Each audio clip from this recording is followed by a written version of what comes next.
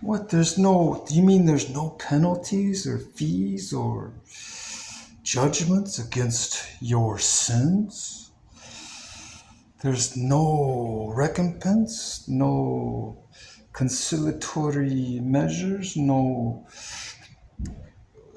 You have to pay for something, right? Because you're accountable for how you've lived your life, for what things that you've said, things that you've done, good and bad. Is there escaping the inevitable judgment if you do bad in God's kingdom and man's kingdoms? And how do you escape judgment? How do you escape the wrath of God and the judicial verdicts, the judicial decisions that are made by our courts? If you do evil, surely that's considered an act of criminality. If you do evil, same in the Bible and with God.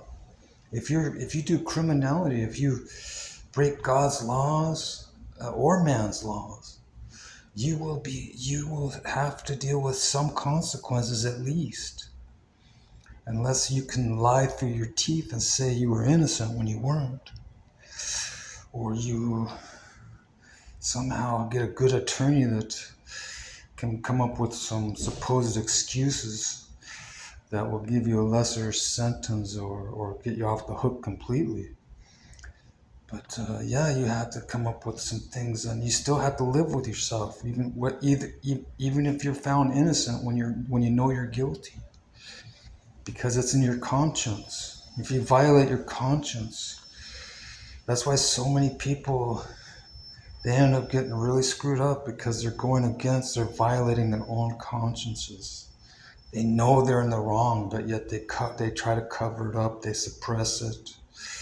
The Bible talks about this, especially the Apostle Paul in the Book of Romans and in letters to the other churches. He talks about how their consciences are seared, like as if with a hot iron.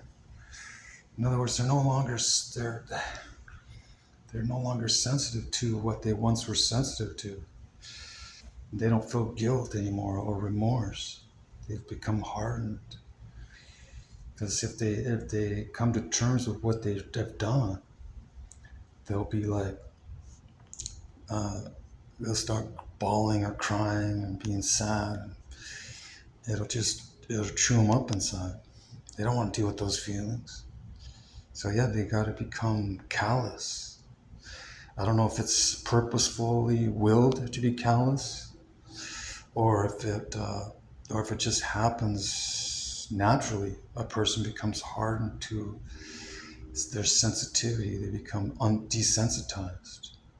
It's just like the video games. They watch these violent video games, these violent movies, and it's evil. It's very dark, and it's from the pit of hell. And people are drawn to that stuff. A lot of kids, a lot of youth, a lot of teenagers, a lot of young people, they're drawn to this stuff, and it's morbid.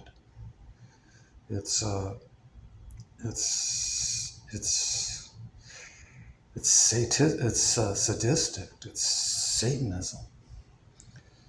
It's demonic. It's evil against God and humanity to entertain evil. You're not supposed to be violent. You're not supposed to entertain violence. You're not supposed to support violence.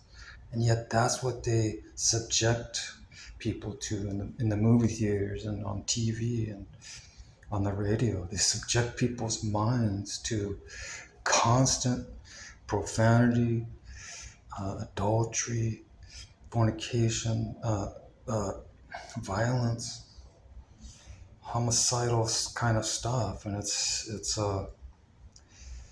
it's spoken against by many people in society, and by the ancients. The ancients gave us messages from their holy books. Not just one or two religions, but many religions speak about the woes of certain human behaviors and attitudes that had to be checked and challenged, so you don't go off the deep end, do something uh, you know, unholy or unrighteous.